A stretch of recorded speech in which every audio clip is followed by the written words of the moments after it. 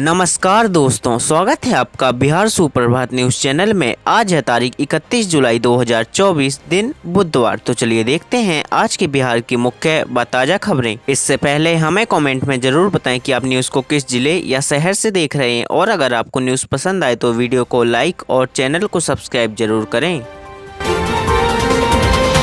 अगले 24 घंटों में बदलेगा बिहार का मौसम, 25 जिलों में बारिश का येलो अलर्ट हुआ जारी। जी हां दोस्तों, बिहार में मानसून के कमजोर पड़ने से बीते 15 दिनों से लोग झमाझम बारिश का इंतजार कर रहे हैं। बारिश नहीं होने और आर्द्रता बढ़ने से उमस भरी गर्मी सता रही है। दिन रात लोगों के पसीने छूट रहे हैं। मौसम विभाग ने मानसून के फिर से सक्रिय होने का अनुमान जताया है। हालांकि इसके लिए लोगों को फिलहाल हफ्ते भर का इंतजार करना पड़ेगा। मौसम वैज्ञानिकों के मुताबिक अगस्त महीने के पहले सप्ताह से बिहार में फिर से मानसून संबंधित गतिविधियां बढ़ने के आसार हैं। इसके बाद भारी बारिश होने का दौर शुरू हो जाएगा। बिहार की राजनीति में नीतीश के बेटे निशांत ब्लूटूथ स्पीकर और भजन की क्यों है चर्चा। जी हां दोस्तों, बिहार के सीएम नीतीश कुमार के बेटे निशांत कुमार ने राजनीति में कदम रखने के तमाम दावों को खारिज करने की कोशिश की है। ऐसा करते हुए निशांत ने कहा, मैं यहां आध्यात्मिक दृष्टिकोण से आया हूं। मैं अपने मोबाइल के लिए स्पीकर खरीदने आया हूं ताकि मैं हरे रामा हरे कृष्णा को ठीक से सुन सकूं। मैं पहले ही आध्यात्मिक मार्ग पर निकल पड़ा हूं। दरअसल बीते सप्ताह ही बिहार की राजधानी पटना में एक इलेक्ट्रॉनिक स्टोर से बाहर निकलते समय निशांत कुमार ने राजनीति की गलियारों में उन्हें लेकर उड़ रही खबरों को खारिज करते कहा कि वह पहले ही आध्यात्मिकता के डगर पर निकल चुके हैं। दिल्ली कोचिंग हादसे के बाद एक्शन में पटना प्रशासन, खान सर के कोचिंग सेंटर पहुंची जांच टीम। जानिए फिर क्या हुआ। दिल्ली कोचिंग हादसे के बाद पटना में भी प्रशासन एक्शन मोड में आ गया है। राजधानी में चल रहे सभी छोटे बड़े लगभग 20,000 कोचिंग संस्थानों की जांच के आदेश दिए गए हैं। जिला अधिकारी डॉक्टर चंद्रशेखर सिंह ने अनुमंडल पदाधिकारियों के नेतृत्व में 6 टीमें गठित की हैं। इसी कड़ी में आज पटना स्थित खान सर कोचिंग सेंटर जाँच पहुंची और खान सर से कोचिंग के बारे में डिटेल ली। इसके अलावा ज्ञान बिंदु कोचिंग सेंटर भी जांच टीम पहुंची थी। मुरादाबाद में रीमॉडलिंग, यूपी बिहार से गुजरने वाली काशी अवध समेत 18 जोड़ी ट्रेनें आज से हुई रद्द। मुरादाबाद के रोजा में रीमॉडलिंग का काम 7 जुलाई से चल रहा है। प्री एनआई के बाद गुरुवार से नॉन इलेक्ट्रॉनिक का काम शुरू हो गया।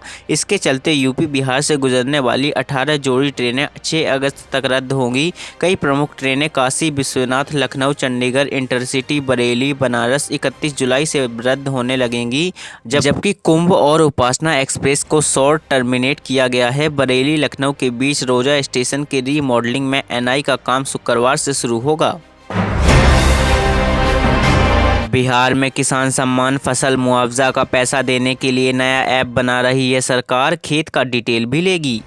बिहार कृषि विभाग ने चालू खरीफ फसल सीजन में 28 जिलों के 10,000 गाँव का डिजिटल फसल सर्वेक्षण करने का प्रस्ताव दिया है। विभाग के एक वरिष्ठ अधिकारी ने मंगलवार को कहा कि फसल सर्वेक्षण से नीति नियोजकों को फसलों के क्षेत्रवार कवरेज और किसी विशेष क्षेत्र में उगाए जाने वाले अनाज या सब्जियों की वैरायटी का डेटाबेस तैयार करने में मदद मिलेगी। उगाई गई फसलों और उत्पादकता का डेटाबेस किसानों के साथ साथ नीति निर्माताओं को जलवायु प्रतिरोधी किस्मों की खेतों को प्रोत्साहित करने में मदद करेगा। 13 दिनों में 7 रेल हादसे, चलते फिरते ताबूत बने डिब्बे। ट्रेन हादसों पर लालू यादव ने मोदी सरकार को घेरा। बीते दिनों देश के अलग अलग राज्यों में हुए रेल हादसों ने रेलवे की सुरक्षा व्यवस्था पर सवाल खड़े कर दिए हैं। इस बीच आरजेडी सुप्रीमो लालू यादव ने भी कई सवाल उठाए हैं। लालू ने कहा कि 13 दिनों में 7 रेल दुर्घटनाएं हुई। आज रेल के डिब्बे चलते फिरते ताबूत बन गए हैं और केंद्र सरकार सुरक्षा के मूलभूत कदम भी नहीं उठा रही। लालू यादव ने सोशल मीडिया के एक्स पर पोस्ट करते हुए लिखा कि 13 दिनों में 7 रेल दुर्घटनाएं नियमित होती। रेल दुर्घटनाएं बेहद चिंताजनक हैं। सरकार ट्रेनों में सुरक्षा व्यवस्था के मूलभूत कदम भी नहीं उठा रही है। भारतीय रेलवे इतनी असुरक्षित हो चुकी है कि ट्रेनों पर चढ़ने से पहले यात्री प्रार्थना करते हैं कि यह यात्रा उनकी अंतिम यात्रा ना हो। रेल के डिब्बे आज चलते फिरते ताबूत बनकर रह गए हैं। पप्पू यादव की कांग्रेस को नसीहत, कहा बिहार में अकेले चुनाव लड़ें जब तक आरजेडी के साथ रहेगी।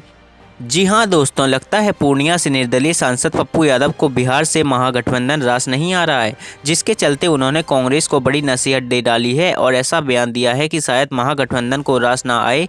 पप्पू यादव का कहना है कि आगामी बिहार विधानसभा चुनाव कांग्रेस को अकेले लड़ना चाहिए, क्योंकि जब तक गठबंधन में रहेगी तब तक तीसरे विकल्प की गुंजाइश नहीं रहेगी। पप्पू यादव ने कहा कि अब कांग्रेस को निर्णय लेना चाहिए। कांग्रेस अगर अकेले चलने का निर्णय लेती है तो मैं आपको गारंटी के साथ कह सकता हूँ कि सारी दुकानें बंद हो जाएंगी। लोकसभा और विधानसभा की राजनीति बिल्कुल अलग है। 538 लोकसभा सीटों पर वोटिंग में अंतर, यूपी में सभी 80 पर सवाल, एडीआर रिपोर्ट में हुआ खुलासा। जी हां दोस्तों, लोकसभा चुनाव में 538 संसदीय सीटों पर डाले गए वोटों की संख्या और गिने गए वोटों की संख्या में विसंगतियां पाई गई हैं। भारतीय राजनीति और चुनाव प्रक्रिया पर नजर रखने वाले संगठन एसोसिएशन फॉर डेमोक्रेटिक रिफॉर्म्स के संस्थापक जगदीप छोकन ने सोमवार को प्रेस क्लब में रिपोर्ट जारी करते हुए दावा किया है। दावे के अनुसार लोकसभा की 362 सीटों पर डाले गए कुल मतों से 5,54,598 वोट कम गिने गए हैं, जबकि 176 सीटों पर डाले गए कुल वोटों से कुल 35,093 वोट अधिक गिने गए हैं।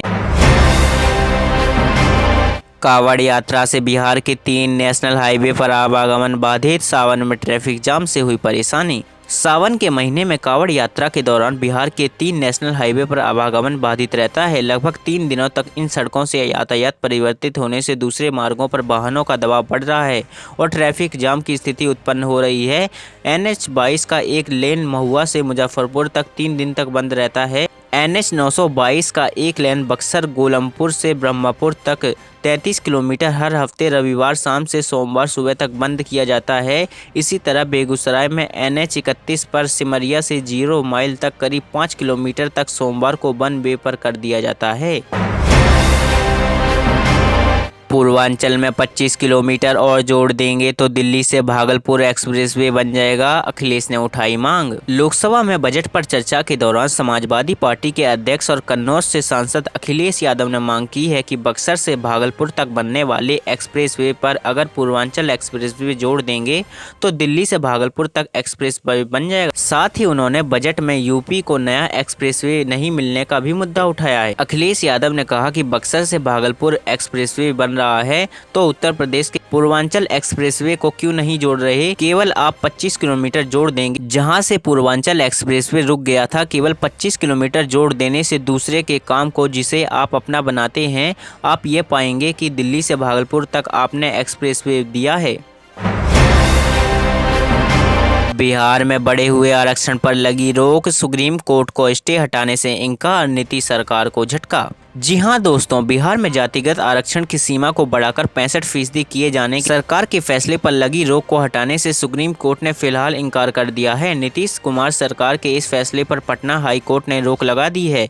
इसके खिलाफ राज्य ने शीर्ष अदालत का रुख किया था। अदालत ने बिहार सरकार की अर्जी पर सुनवाई को लेकर सहमति जरूर जताई है। चीफ जस्टिस DVI चंद्रचूड़ की अगुवाई वाली बेंच में कहा, हम नोटिस जारी कर रहे हैं, इस मामले पर हम सितंबर में सुनवाई करेंगे, तब तक कोई अंतरिम राहत नहीं रहेगी। बिहार सरकार की ओर से सॉलिसिटर जनरल तुषार मेहता पक्ष कर रहे थे। 1 अगस्त से बिहार पुलिस विभाग में बदल जाएगा छुट्टी लेने का सिस्टम, कागजी आधार पर नहीं मिलेगा अवकाश। बिहार पुलिस में काम करने वाले सिपाही से लेकर उच्च स्तर के पदाधिकारियों को अब ऑनलाइन मोड में छुट्टी मिलेगी। इसके लिए बिहार पुलिस में 1 अगस्त से छुट्टी की स्वीकृति का नया module HRMS human resources management system लागू किया जा रहा है। बिहार पुलिस मुख्यालय ने इसे लेकर आदेश जारी कर दिया है। इसके दायरे में करीब 1 लाख पुलिसकर्मी व पदाधिकारी आएंगे। आदेश के अनुसार 1 से 10 तक नई व्यवस्था ट्रायल के आधार पर चलाई जाएगी। इसके बाद 11 अगस्त से कागजी आधार यानी ऑफलाइन मोड में अवकाश स्वीकृति पूरी तरह बंद हो जाएगा। सिर्फ ऑनलाइन ही अवकाश की स्वीकृति मिलेगी। नई व्यवस्था के जरिए थाना से लेकर कार्यालयों में पदस्थापित पुलिस कर्मियों व पदाधिकारियों की छुट्टी पर नजर रखना आसान होगा। इससे पारदर्शिता भी बढ़ेगी। आयुष्मान कार्ड बनवाने की बढ़ गई डेट, अब 7 अगस्त तक कर सकेंगे आवेदन। आयुष्मान कार्ड के लिए चलाए जा रहे विशेष अभियान की तिथि 31 जुलाई से बढ़ाते हुए 7 अगस्त कर दी गई है। डीएम डॉक्टर चंद्रशेखर सिंह ने अधिकारियों को लक्ष्य के अनुरूप मिशन मोड में कार्य करने का निर्देश दिया है। आयुष्मान भारत प्रधानमंत्री जन आरोग्य योजना एवं मुख्यमंत्री जन आरोग्य योजना के तहत मंगलवार को लगभग 800 स्थलों पर कैंप लगाकर 14,667 आयुष्मान कार्ड बनाए गए। यदि आप कैंप में नहीं जाना चाहते हैं तो आप घर बैठे भी अपना आयुष्मान कार्ड बना सकते हैं। इसके लिए गूगल प्ले स्टोर से आयुष्मान ऐप डाउनलोड करें या beneficiary.nha.gov.in पर क्लिक करें। इसके बाद उस पर जरूरी सूचनाएं भरें। तो ये थे आज के मुख्य और बड़ी खबरें। अगर आपको न्यूज़ पसंद आई हो तो वीडियो को लाइक और चैनल को सब्सक्राइब जरूर करें। धन्यवाद।